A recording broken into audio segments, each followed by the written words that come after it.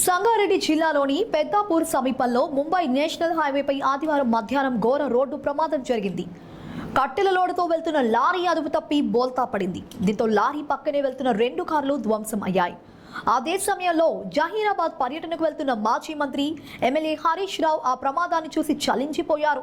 వెంటనే కారు తిరిగి ప్రమాద ఘటన వద్దకు చేరుకొని స్థానికులు వెంట ఉన్న సిబ్బంది నాయకుల సహాయంతో బాధితులను కారు నుండి వెలికి తీశారు. స్వయంగా తన వాహనంలో క్షతగాత్రులను ఎక్కించి చికిత్స నిమిత్తం దగ్గరలోని ఆసుపత్రికి పంపించారు. జిల్లా కలెక్టర్ ఎస్పీలతో మాట్లాడి ప్రమాద పరిస్థితులను వివరించారు. అవసరమైన సహాయక చర్యలు చేపట్టాలని సూచించారు.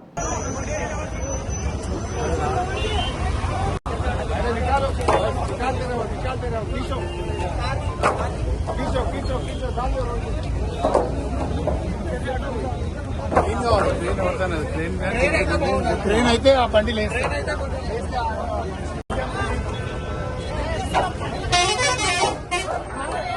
సంగారెడ్డి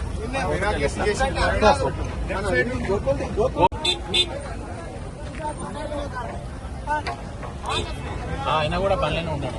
నువ్వు తీసుకుపోతావు బిడ్డ అక్కడనే అంటే క్లాస్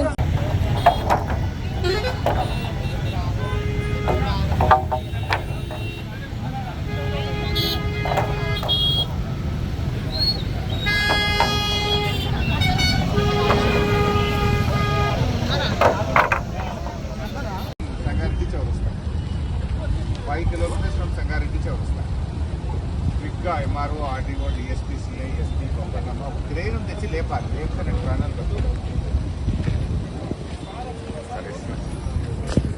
ఎస్పీ గారు హరీష్ రావు